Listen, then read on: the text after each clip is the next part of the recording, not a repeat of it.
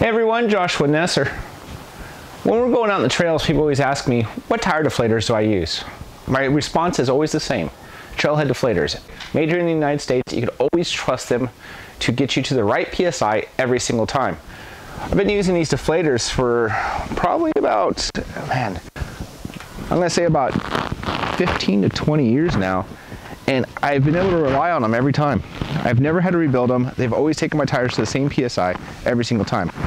And when people ask me, what tire pressure I run on this or that, my answer is always the same. You always want to run the same exact tire pressure everywhere you go.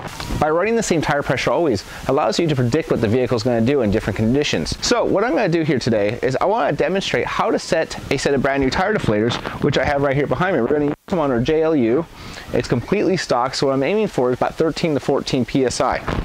The tire deflators are preset to 12 PSI. That is a great pressure for most vehicles. Now, since we're running a JLU, which is a little bigger, a little heavier on 33s, we're gonna go ahead and set that to about 14.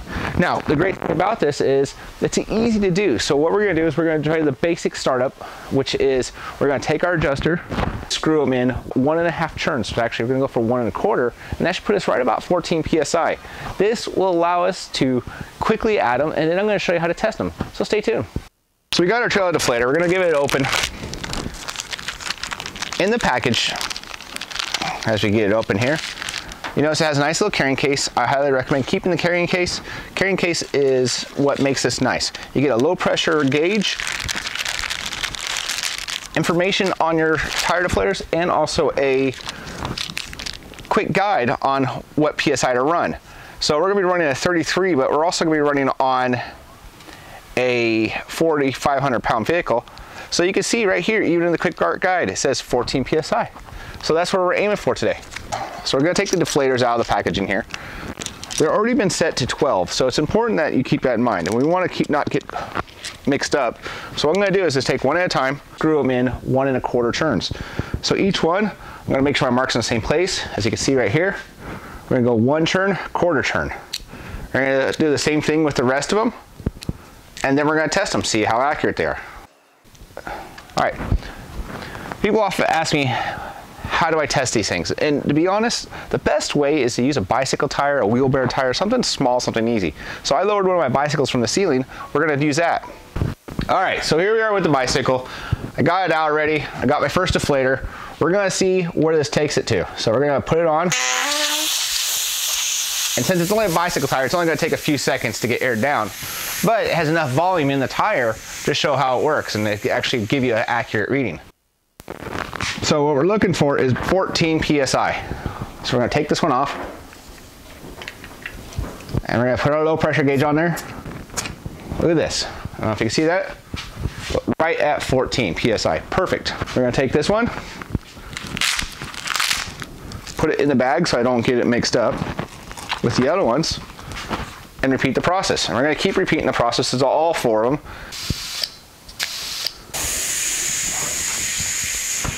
You can see here, stops. Let's take it off.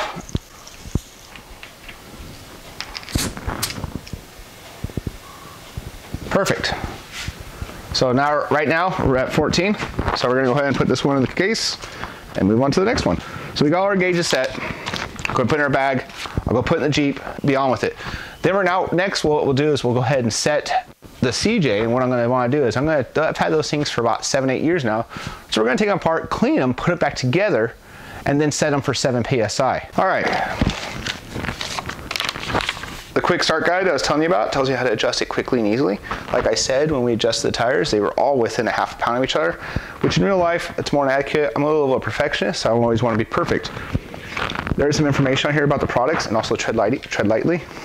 Feel free to read it, it's good stuff. All right, so what we're gonna do now, and it's not really the best surface, but it's a felt surface, but it'll work for us what we're doing.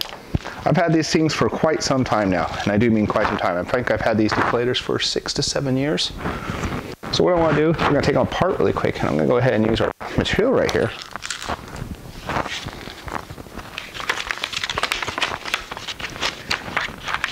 As a clean surface.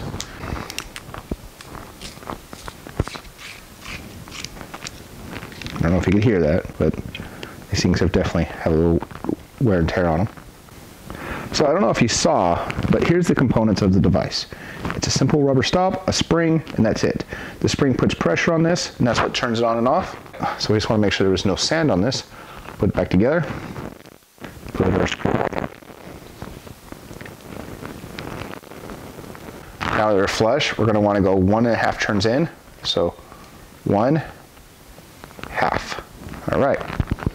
We're going to inspect the rest of them. So it's going to do the same thing on this one and then the other two. So we're back outside. We're going to test this out. We need to air the tire back up again. And we're shooting for 7 PSI this time.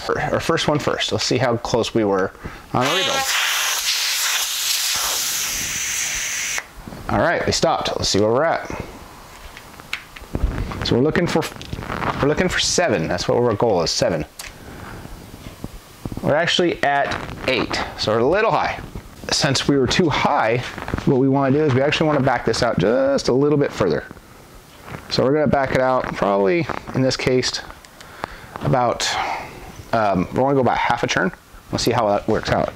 So let's air back up and see how that works out. So here we go. Test 2. Up over here. All right, gauge it off. Here comes the gauge. Let's see where we're at now. All right. I don't know if you can see that. 7 PSI right in the dot.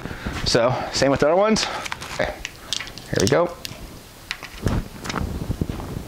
This one, right at 7. Perfect. Yeah. Well, it's time for a real world test. See how they do.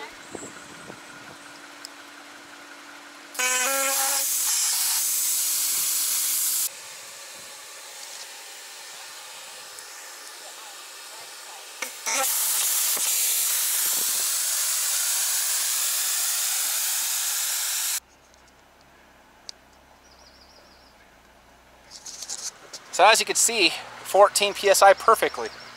So doing the preset, no problems.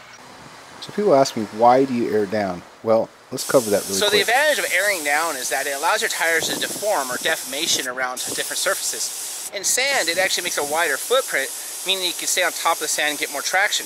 That's important, especially when you're in softer stuff like what's behind us, to be able to do that. So the reason I like Trailhead Deflators is because it takes your tire down to the same pressure every single time.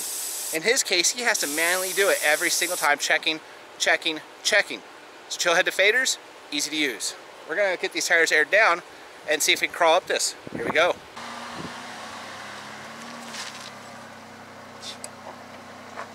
Like butter, dude. And that's the difference of airing down. As you can see, with this just slightly lower tire pressure, he's able to walk up a hill that you couldn't make before. If you have any questions about Trailhead Deflators, please let us know. We're happy to answer what we can. If not, you're welcome to just reach out to Trailhead themselves. They're very nice people and happy to answer any questions. Thank you for watching. Please like, subscribe, and share this video. Make sure you comment below. And if you want to watch more videos like this, click on the 2 videos at the top of the screen. Thank you again for watching.